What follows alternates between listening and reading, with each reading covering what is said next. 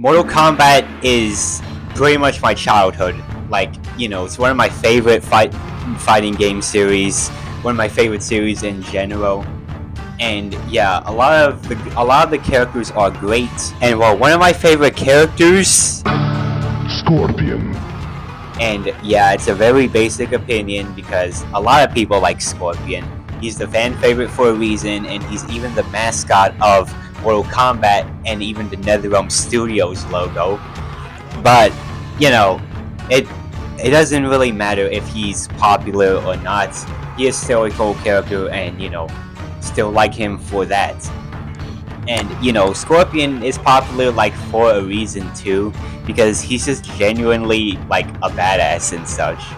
Like, in all of the games he's been in, he's always been like the standout character. Like, yeah, there are the other ninjas, but him in particular, he had just a lot more going on to him that made him cool. Like the fact that he's undead and always had like a hellfire theming going on.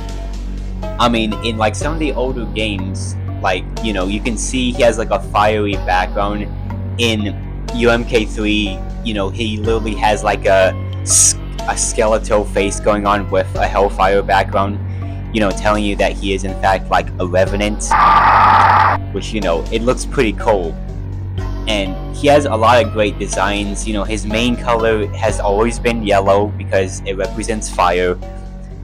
And yeah, he has a lot of great designs. Like, one of them is the Mortal Kombat 4 design. Like, I really like how the mask looks like a skull. Like, that's really cool. And having dark blue instead of black, it looks pretty nice on him and such. Yeah, this design is just really good, even if it is like the UMK3 design, but slightly different. And on topic of Mortal Kombat 4, I like how he has like a biography card listing some things about him, like his likes and dislikes, where he lives. He's from Osaka, Japan, and in favorite food it says dead men don't eat.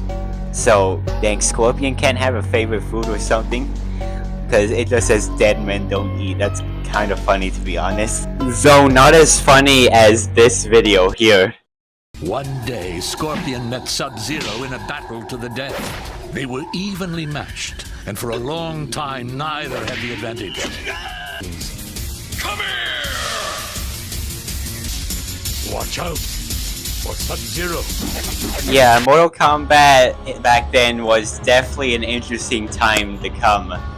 And yeah, to be fair, we did also get the Mortal Kombat 4 endings, which, not to make a joke, well, kind of, are absolute gold. Because, like, yeah, a lot of the endings, you can search up Mortal Kombat 4 character endings, a lot of them are funny. Like, I think the N64 version is kind of funnier because, like, it's just using the same models from the game or something and such, yeah. But, Scorpion, he grew to be much more cooler, having great designs and such. During the time when the ninjas stopped being color palettes of each other. Like, I do miss that, but it is cool that all of the ninjas actually are unique and not just recolor characters. Which, yeah, I don't really mind either way, so I guess it's a win-win. And yeah, Scorpion basically got cooler by the second, until in Mortal Kombat 1, where they straight up replaced, the Scorpion we all knew, Hanzo Hasashi, with Kuai Liang. So it is Scorpion, but it's the person who used to be the good Sub-Zero.